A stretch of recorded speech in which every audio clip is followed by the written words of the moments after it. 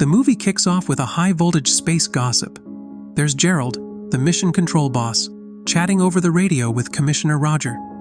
He gives the green light for the ship to dock, while talking not only to Gerald, but also to his wife Abigail, who is a bit nervous about the launch.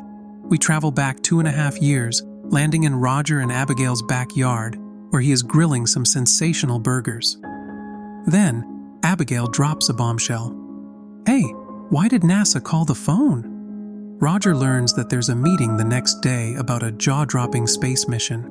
He gets thrilled, shares the news with Abigail, and they embrace in a movie-like hug, dreaming that Roger will fulfill his lifelong dream. At the meeting, a stern general informs the attendees about a strange radio signal they've picked up.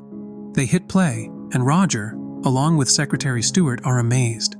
Later, Gerald, another command, gives a speech about more anomalies that have been appearing, all forming a kind of space music. He reveals that the signals are artificial, meaning someone out there is intentionally sending them.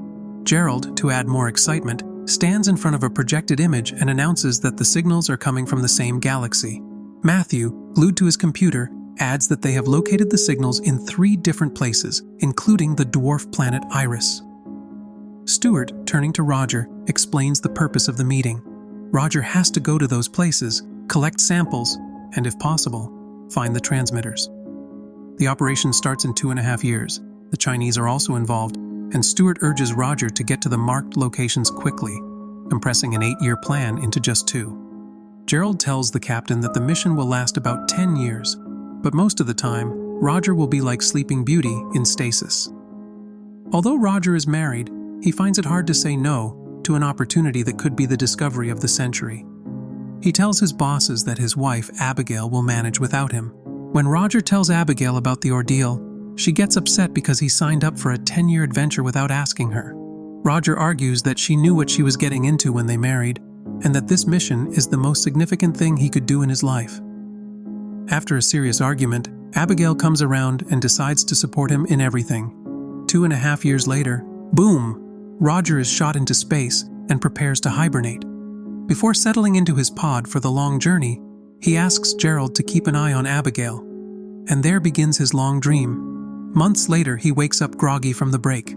Ferdinand, the ship's air system, greets him and helps him check his health status. Roger discovers he's just 1 day away from reaching Saturn, his first stop.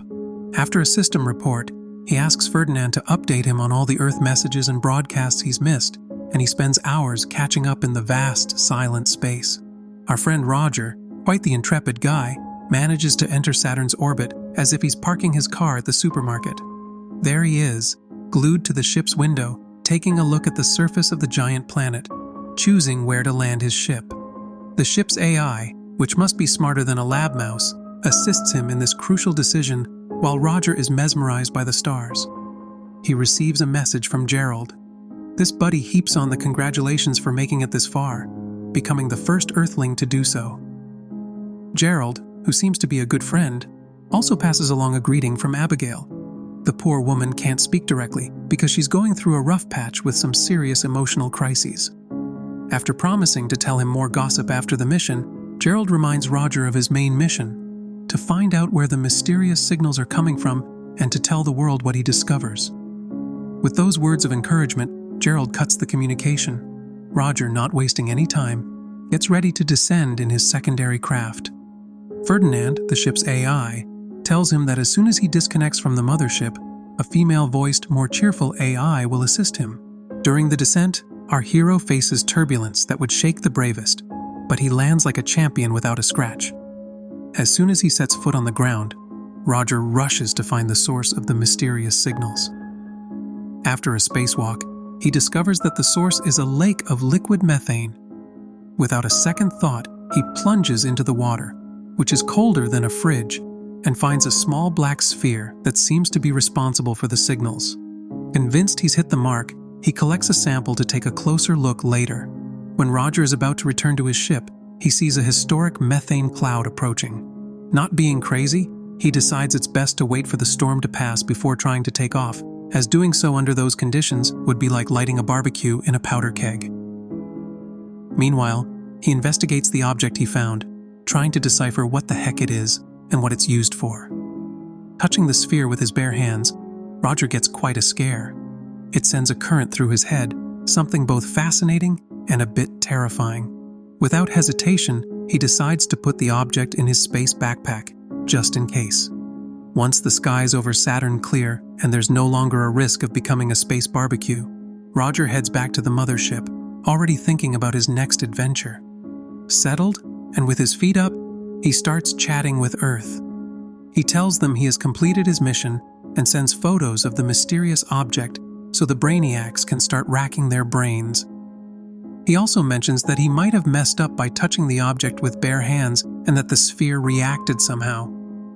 He asks for permission to repeat the experiment and sends the video of the moment so that people on Earth can be a bit amazed. In the meantime, he continues to document other strange things he found there. But the situation gets tense when he receives a message from his wife. It turns out that poor Abigail's computer has been hacked, seeking gossip about Roger's mission. The secretary, who should be more serious than a judge, threatens to cut off his access to anything related to the space mission. Roger's a bit shaken, but what can he do from space? He sends a loving message to his wife and goes back to his space duties. A few months later, our friend wakes up floating near Neptune. Ferdinand, who misses nothing, tells him that the field probe has gone on strike and they haven't been able to collect a single data point from the planet. So it's up to Roger to put on his work suit and do the job himself. The first thing he does is ask about news from his wife to see if they have stopped bothering her with the hacking. Ferdinand tells Roger that, so far, there are no new updates, even though they've sent more than 200 messages to Mission Control. He tells him that something weird happened with the sphere's signal while Roger was in stasis. Every time the signal did something different, Roger's brain would give a sort of jump, as if he was dreaming something he previously thought impossible. Amazed by this, Roger decides to go further. He puts on gloves, grabs the sphere from its place, and tells Ferdinand to record him while he touches the sphere's speaker. Suddenly, he starts seeing images in his head that knock him down. Afterward, he puts the sphere back in its place. Then he receives a message from Gerald with news that hits him like a bucket of cold water.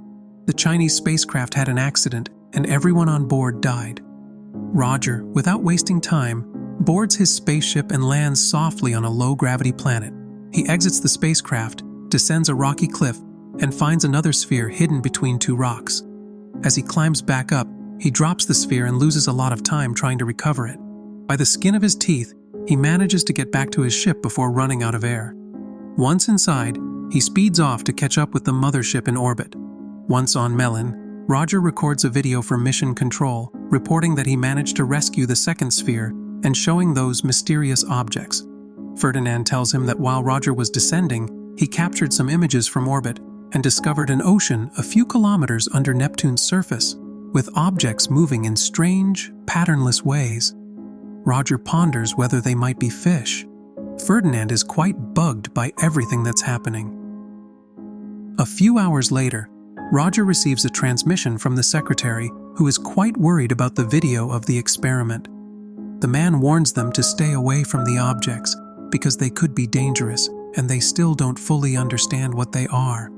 But Roger, ignoring the secretary's anger, decides to touch the two spheres at the same time, driven by the curiosity to see if there is any connection between them.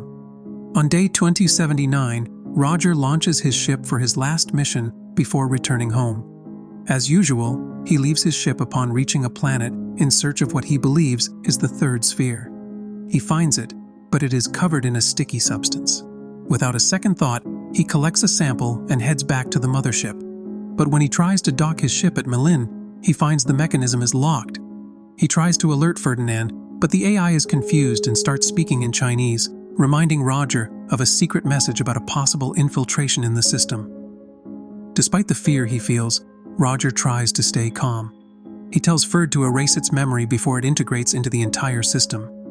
After wiping the AI's memory, he disconnects it to be able to dock manually.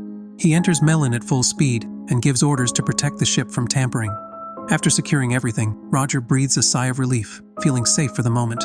Then, he starts to analyze the samples he found, hoping to discover if that slimy thing is of biological origin. A few minutes later, Ferdinand drops the bomb on Roger. The substance is indeed organic, which means he has just discovered life.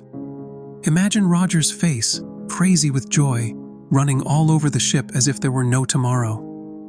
When he finally calms down a bit, he gets to work and sends a transmission to Earth, all excited. He tells them what he has found. Although they are still looking at the details of that mysterious substance, Roger, who already sees himself as a Nobel Prize winner, assumes it could be something similar to bacteria. Without wasting time, Roger takes out some spheres he had stored to see if he discovers anything more. And there he is, putting them together, when suddenly he starts seeing strange images in his head. This triggers a kind of energy explosion that turns everything upside down in the ship. Roger, undaunted, separates the spheres in flight and asks Ferdinand to record everything that is happening. With eagerness brimming, he tries again. Ferdinand, not to be outdone, shares his theories on how those spheres communicated and how they arrived at Earth. Following that, Ferdinand gets busy and sends all the info to Earth while preparing the ecstasy box for Roger, who is already drafting a message for his wife. He tells her how much he loves her and how grateful he is for all these years, but also drops the bombshell news.